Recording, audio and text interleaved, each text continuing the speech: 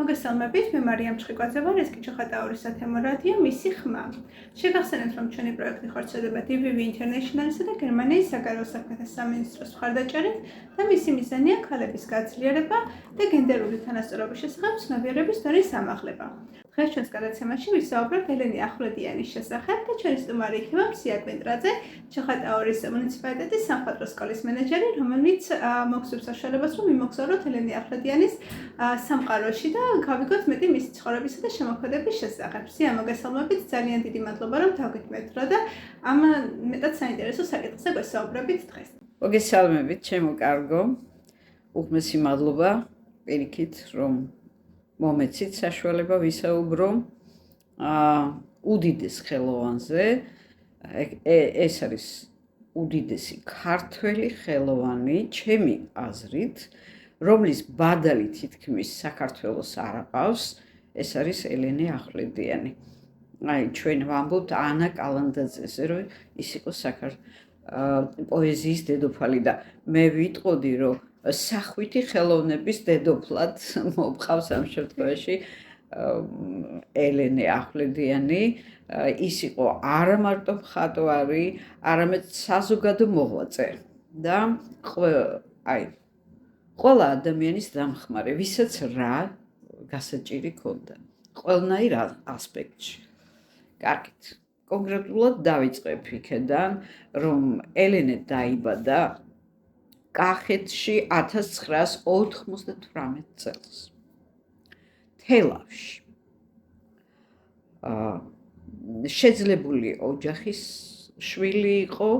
ოჯახი ცოტა ხანში სულ რაღაც დაბადებიდან 7-8 წელიწადში გადმოვიდა საცხოვრებლად თბილისში და ელენე მიაბარეს გიმნაზიაში სასწავლებლად. 1900 გადის წლები გიმნაზიაში წარმატებით სწავლობს, შემდეგ 1918 წელს გადის ხატვის კურსებს ცნობილ მხატვართან ნიკოლაი სკლიპასოვსკისთან და ბორის ფოგელთან. ეს ორი ძალიან ცნობილი ფიგურა იყო. ასწავლიდნენ თავიანთი კურსები, კერძო კურსები ჰქონდათ გახსნილი და მათთან მოხვედრა არ იყო მარტივი საქმე. 1921 წელს ქალბატონი ელენე სახელად სასიყვარულო სახელად ელიჩკა მიყვება ცოლად აპოლო ქუთათელაძეს. ეს გახდათ პროფესიით აგრონომი, ძალიან კეთილშობილი ადამიანი, რომელსაც უსაზღვროდ უყვარდა ელენე. ქორწინდებიან, თუმცა სამწუხაროდ მცირე ხნით, იმიტომ რომ ბატონ აპოლოს გაუჩნდა ეჭვიანობის გრძნობა ქალბატონ ელენეს მიმართ, თუმცა ამის საფუძველი არ არსებობდა. და ამ ეჭვიანობის ნიადაგზე ისინი შორდებიან ერთმანეთს. 1923 წელს ელენე მიემგზავრება საქართველოდან სრულიად და ტოვებს საქართველოს. ჯერ იტალიაში მიემგზავრება, იქ წელიწად ნახევარი დახობს და ძალიან შემოქმედებითი სულა გამოუვა და შემდეგ მიემგზავრება პარიზში. პარიზში ეს ის პერიოდი, როდესაც თავი მოყრილი აქვს მსოფლიოს სხვადასხვა კუთხიდან ჩამოსულ უნიჭიერეს ახალგაზრდებს იმპრესიონიზმისა და პოსტიმპრესიონიზმის ეპოქაა. ჩამოსულია ესპანეთიდან ჩემო ბატონო პიკასო, მათ შორის სხვა ნიჭიერი ჟორჟ ბრაკი და ასე შემდეგ. იყრიან თავს და აყალიბებენ სხვადასხვა სახის მიმდინარეობებს. ეს არის კუბიზმი, კერძოდ თავს იყრიან კაფე როტონდაში, სადაც არის მოდილიანი პიკასო, რა თქმა უნდა, ჟორჟ ბრაკი, სინიაკი და დეგა და ასე შემდეგ. ძალიან ცნობილი ადამიანები, სადაც მთელ თავიანთ შემოქმედებით ცხოვრებას ატარებენ ამ კაფეში და შემდგომ ისინი შემოქმედებითად იღწვიან სახელოსნოებში, ატარებენ ძირითადად, შემდეგ გამოაქვთ თავიანთი ნამუშევრები მონმარტრზე, ეს არის ქუჩა, სადაც დღესაც მხატვრები იყრიან თავს და გამოაქვთ თავიანთი ნამუშევრები და ხდება აი ამ ნამუშევრების შეფასება, ჯერ ცალკე გამოფენა შემდგომ შეფასება და არის კრიტიკული განხილვები მათი მხრიდან და ცალკე საზოგადოების მხრიდან. ისინი თავს იყრიან სახელოსნოებში, ძირითადად ცნობილ სახელოსნოებში, სადაც გადაწყდება ხოლმე ვის რომელი გამოფენა და პერსონალური თუ ერთობლივი თუ როგორი გამოფენა უნდა გაიმართოს ცნობილ საგამოფენო დარბაზებში. ძირითადად ეს არის. და ხდება ისე, რომ ელენე ახვლედიანი ამ კაფედან გაიცნობს ცოტა ისეთი უხეში რეპლიკის შემდეგ მოხდება გაცნობა პიკასოსთან, სადაც ბოლოს მოუბოდიშებს, რომ ეს პიკასო ყოფილა და არ იცოდა მან და ასე რომ პიკასოს დიდხანს აქვს სამახსოვროდ ეს რომ თუ როგორ უხეშად მიუგო მან მას კავკასიიდან ჩამოსული ქალბატონმა, რომელიც მისი მხედველობის არეში იყო სხვათაშორის ყოველთვის და ცდილობდა თავისი აზრები გამოითქვა ელენეს ნამუშევრებზე. ელენეს არასოდეს არ დაუტოვებია მისი ხელწერა და მისი, ესე ვთქვათ, სამშობლოსადმი სიყვარული და ის, რომ აი ის მართალია იყო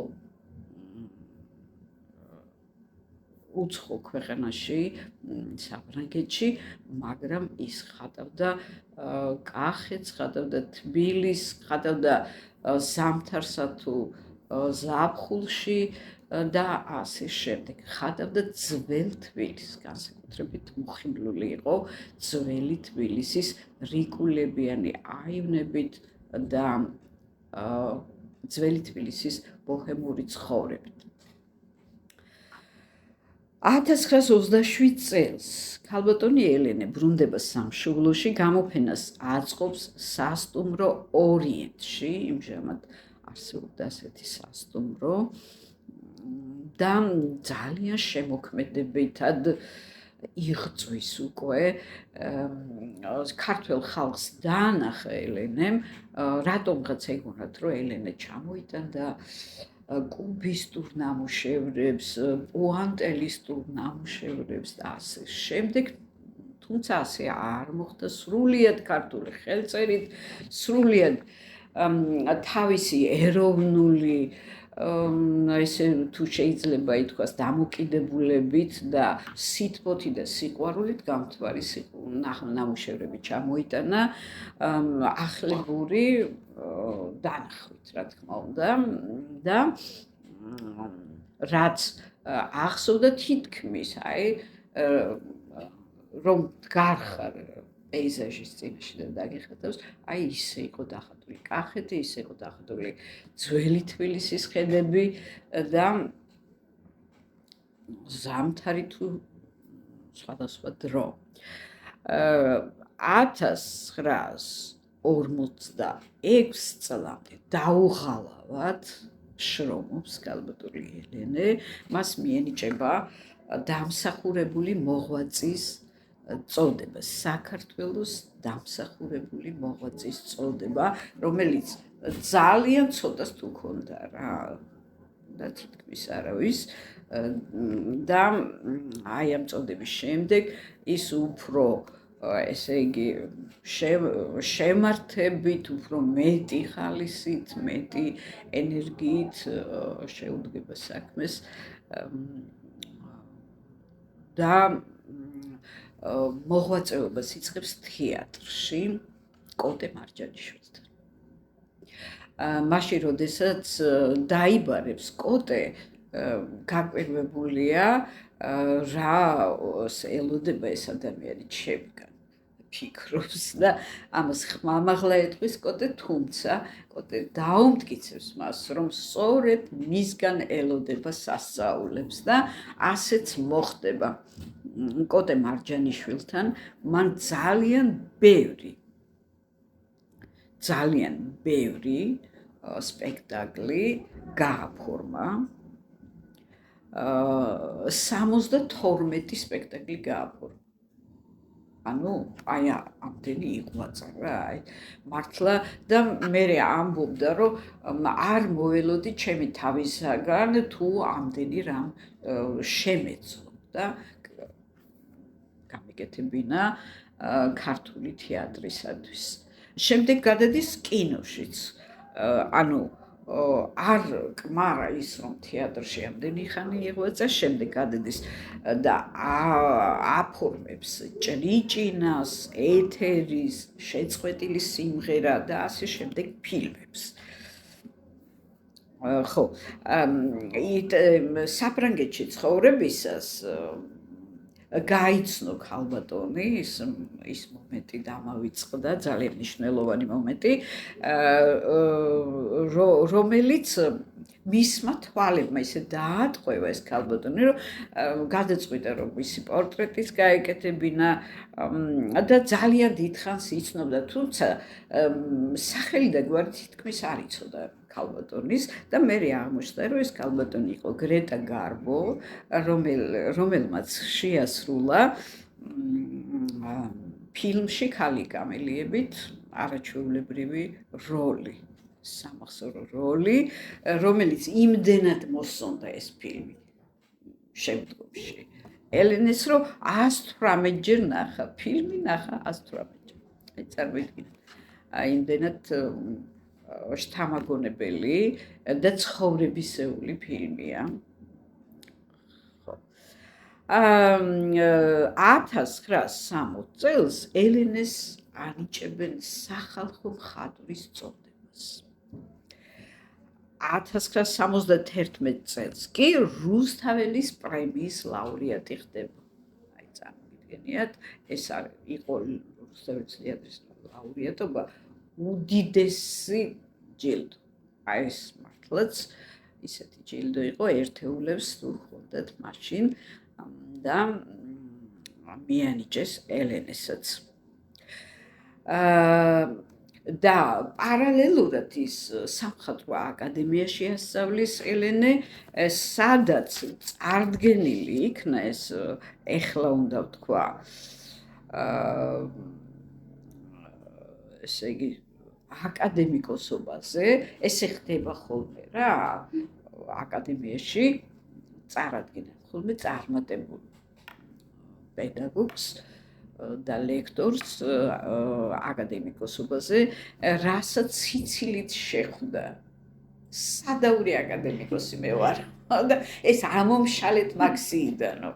აი ესეთი იმით შეხვდა ელენე, ასეთ რასაც ვერ ვიტყვით დღეს ეხლა თუ რამეზე წარადგენენ იმას ისე შეიფერებს თანამედროვე ადამიანი ეხლა, ამიც ეხლა ეს ხდება ხოლმე, ალბათ მიცვე. დიდად გამიხარდებოდა თუ კი ვინმე რამეზე წარმადგენდა. ხო და ელენე პირიქით აი ესეთი ქალბატონი გახდათ ის ელენე გამოირჩეოდა მისი პიროვნება უშიშარობით, ძალიან მოხდა ისე რომ ტიციან ტაბიძე დახვრიტეს. ეს იყო ძალიან მძიმე წლები, 37 წლები.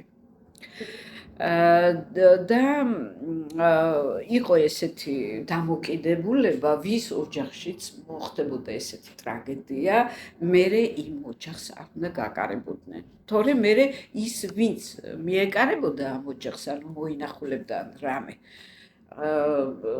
ხდებოდა ისე, რომ აი იმათაც აპატიმრებდნენ და საქმე ჰქონდათ, ან გააციმბირებდნენ, ან რაღაც უბედურება ელოდა იმას.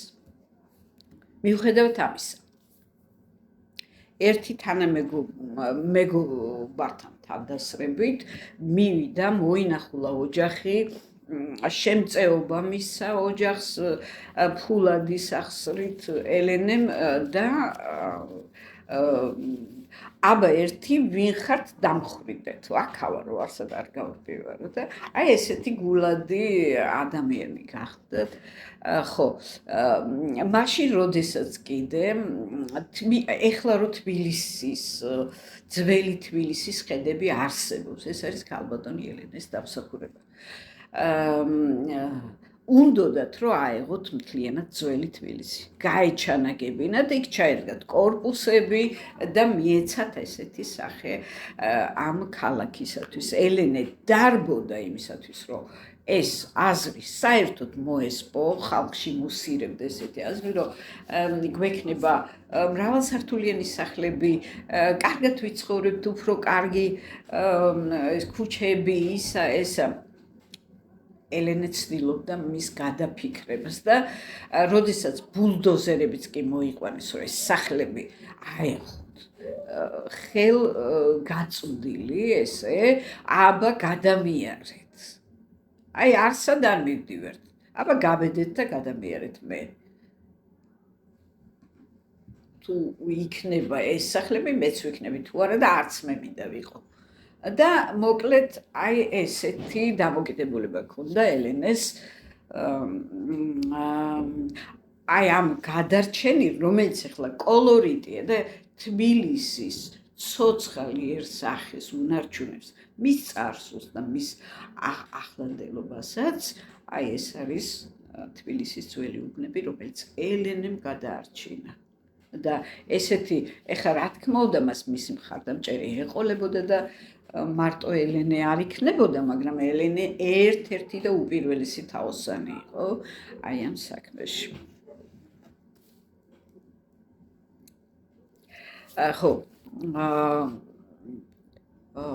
იყო ძალიან სტუმართმოყვარე, უსაზღვროდ სტუმართმოყვარე, თუმცა ბევრი არაფერი შეეძლო გაეკეთებინა. ერთადერთი, რასაც აკეთებდა, ეს იყო ბხალეული, რომელსაც აკეთებდა მართლა კმაზავდა ისე, რომ აი არაჩვეულებრივად და ყავდა ორი დამხმარე, კატე და შელე.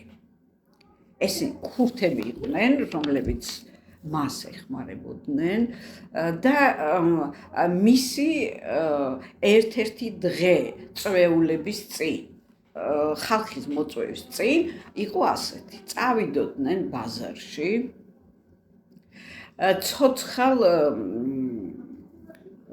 დეკეულს, რაც უნდა დაეკლათ, შეათვალიერებდა, იქვე თავისი თვალწინ დააკვლევინებდა, თავის თვალწინ ჩამოატყავებდნენ, აქნიდნენ და ამ მასას დარჩენილ ხორცის მასას მოკიდებდა ხელს ეს ორი დამხმარე, შექედა კატე და წავიღებდნენ, მოხარშავდნენ და ასე დაალაგებდნენ მაგიდაზე ჯამების სახით, ესე ქონდა წესი, დიდი ხის ჯამები ქონდა უებერტელას, სადაც ჩააწყობდნენ აი ამ ხის ჯამებში, აქეთ ბხალეულს თვითონ შეამზადებდა, ეგ მჟავეულის შემზადება იცოდა და აი ამ ყველაფერთან ერთად მოიწვევდნენ სალონის ქალბატონებს. მას ყავდა 20-მდე სალონის ქალბატონი, რომელიც და მათ შორის ერთი ჩემი ყოფილი ფერწერის რექტორი დიანა დავითაშვილი გახდათ მისი სალონის წევრი, რომელსაც ძალიან ხშირად იწვევდა კვირაში 3 ჯერ.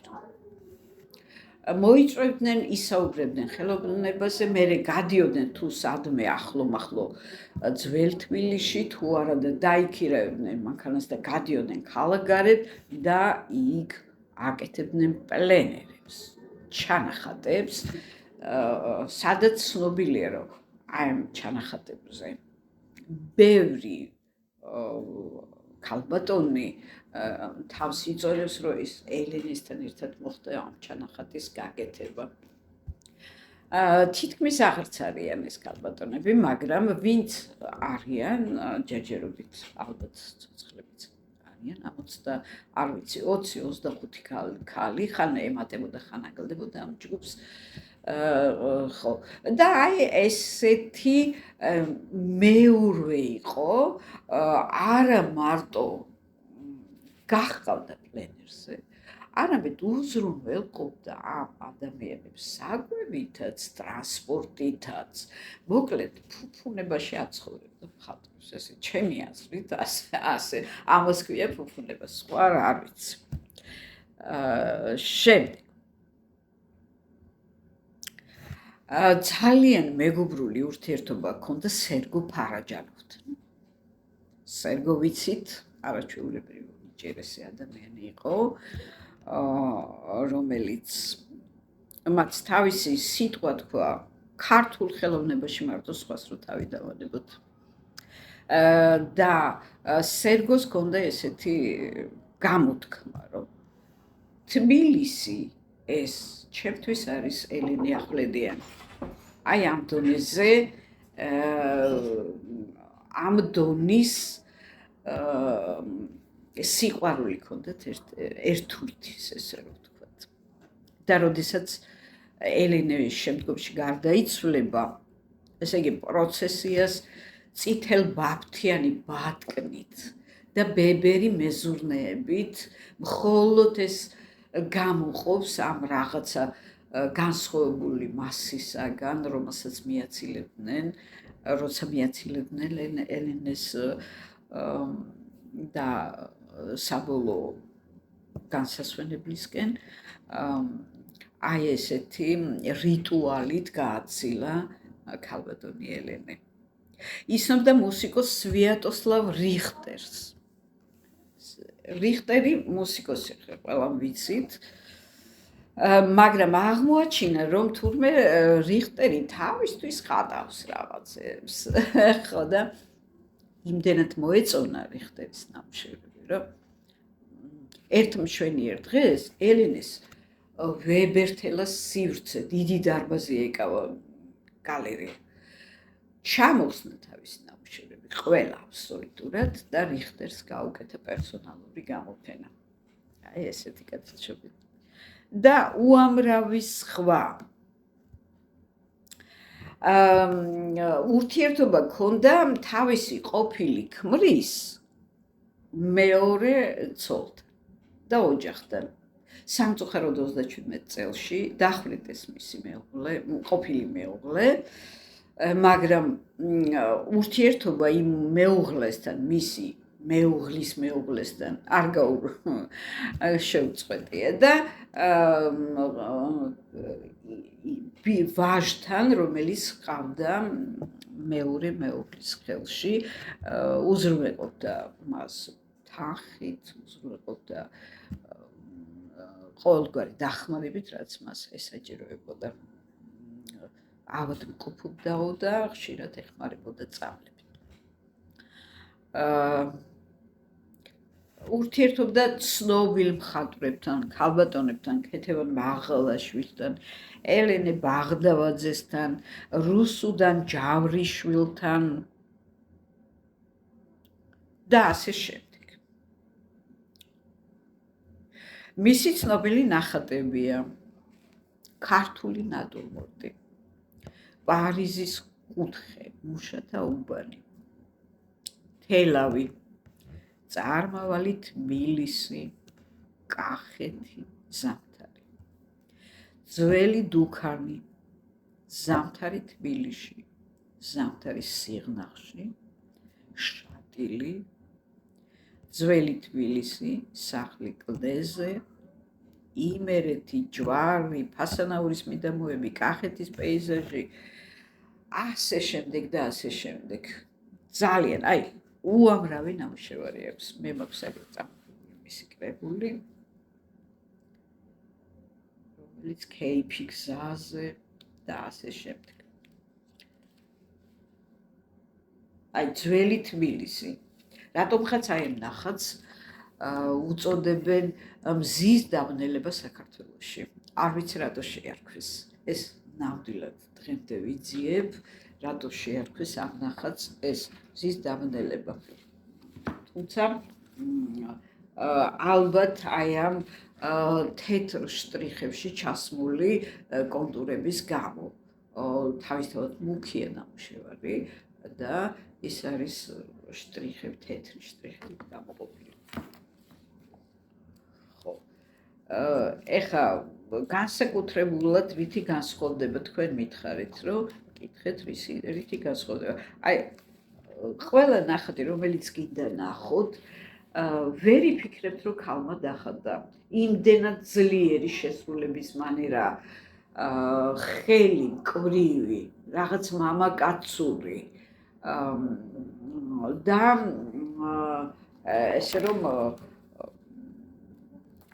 ქალებს ყოველთვის რაღაცა სინაზის, ესენი ეს კოსტიუმებია, რომელსაც ის ხატავდა სპექტაკლებზე, ეს არის მისი გაფორმება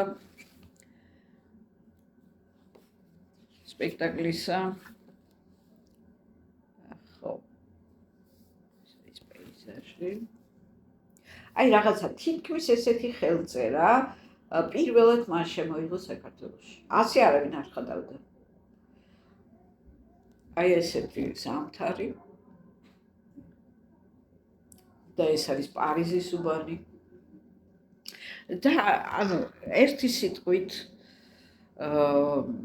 ელენეს ნამუშევარი ძალიან გამოირჩევა. ახლა ჩვენ თუ ვიცით სხვა დანარჩენების, მაგალითად ნათელა იანქუშვილი რო ავიღოთ მხატვარი, ძალიან გამორჩეული ხელწერა აქვს, მაგრამ ზოგიერთი ნამუშევარი მაინც ისეთი აქვს, რომ სხვისგან ვერ გაარჩევა. მაგრამ ძირითადი ხელწერა იანქუშვილის ეგ არის შავ-თეთრი და მწვანე. ეს სამი ფერი, ახლა შავსა და თეთრ ფერი არ ქვია, ეგ არის აქრომატული ფერი, მაგრამ თუ შეიძლება რომ უწოდოთ შავი, თეთრი და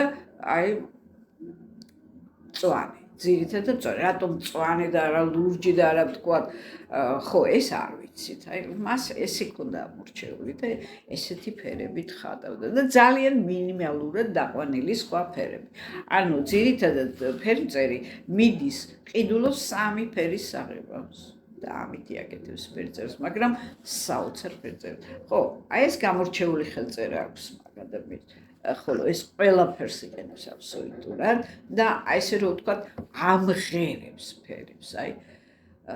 გამომხატველობითი საშუალებები აქვს ძალიან მაქსიმალურად ამაღლებული და საინტერესო და არის მხატვრულად ძალიან ლამაზი და ესთეტიურად გამართლებული, არ ვიცი. ყველაფერი დაბერტყებული აქვს, ესე რომ ვთქვათ, ამ ნამუშევრებს. ეს არის საოცრება. ჩემი აზრით საოცრება. ძალიან საინტერესოა თქვენი მოსმენა, რაც მართლაც მოგზაურე ამ სამყაროში, ელენა ხატიარის ნამუშევრებში და ასე შემდეგ. ასევე მე როგორც მახსოვს, ცოტათი განსხვავებული მოსაზრებები არსებობს იმის შესახებ, როგორ გარდაიცვალა ელენე ახვლედიანი. ამათაც რომ გვესაუბროთ. კი ბატონო. ერთ-ერთი სალონური შეხვედრის დროს ქალბატონებთან, რომელთანაც მათ უყვარდა ხოლმე შეხვედრა, ეგ ქალბატონები ძირითადად მისი სალონის წევრებად ითვლებოდნენ, იმიტომ რომ ძირითადად ერთი და იგივე ხალხი თავს იყრიდა 18-20 ქალი დაახლოებით მის სახელოსნოში და ხშირად იმართებოდა პოლემიკები. იმართებოდა კრიტიკული საუბრები ამა თუ იმ ხელოვნებაზე. მაშინ იყო გამეფებული ესეთი ისა რა ქვია საბჭოური და ანტისაბჭოური და რაღაცა ეს ანტისაბჭოურად შერაცხული არასოდეს არ ყოფილა ელენეს ვერ ეხებოდნენ. აი იმდენად მართლა ყველანაირად იყო დაზღვეული რაღაცა ეს კალი. არ ვიცი ეს იფარავდა უფალი თუ რა ხდებოდა, ნამდვილად იფარავდა კი ბატონო, მაგრამ ამავე დროს ელენეც იყო ისეთი, რომ არავითარი წრეგადასულობა, არავითარი რაღაცა ზედმეტი მის ნამუშევარში არ არის. პეიზაჟია ნამდვილად რომ უნდა იყოს ისეთი, პორტრეტია ისეთი, რომ ზედმეტი გადაჭარბებულობის გარეშე და ასე შემდეგ და ანუ ეს ზომიერება, რომელიც ელენეს ჰქონდა დაცული, ეს იფარავდა მას ყოველგვარი ზედმეტი გროტესკისა და იმისაგან რა ქვია თავრობის კრიტიკისაგან, ესე რომ ვთქვა. ხო, და აი ბოლოს ერთ-ერთ შეხვედრაზე იმას ვყვებოდი ამბობს სადღე გრძელოს და ოდნავ გადაიხარა რაღაც ერთ მხარეზე, მერე მეორე მხარეზე, მერე ქალბატონები შემოუდგნენ იქედან აქედან, ცუდად გახდა იძახიან და მიასვენეს ტახტზე, გამოუძახეს სასრაფო, მაგრამ სასრაფოს მოსვლამდე ის უკვე იყო გარდაცვლილი სამწუხაროდ, ესე იგი ეს იყო მოულოდნელი გარდაცვალება, რომელიც საიდან მოვიდა, როგორ მოვიდა, თვითონაც რო არ ელოდებოდა და ალბათ იფიქრა, რომ ჩვეულებრივად ჩემი ცხოვრება გრძელდება და რაღაც გადავიდა ერთი მდგომარეობიდან მეორეში ისე ყოველგვარი მტკივილის და რაღაც იმის განცდის გარეშე, რომ ეს არის გარდაცვალება. ხანდახან ხო არის ხოლმე რა, რომ აი სიკვდილს ხედავენ თვალითო რა, საკუთარ სიკვდილს. არავითარი ესეთი მსგავსი არ ყოფილა. ეს იყო მოულოდნელი გარდაცვალება. და ერთი სიტყვით ალბათ რაღაცა მის ცხოვრებასაც შეეფერება ესეთი რაღაცა, იმიტომ რომ სიკვდილი ისე მოვიდა, რომ ხილულად და რაღაც ერთი მდგომარეობიდან გადაიყვანა მეორეში, ისე რომ მტკივნეულად რა.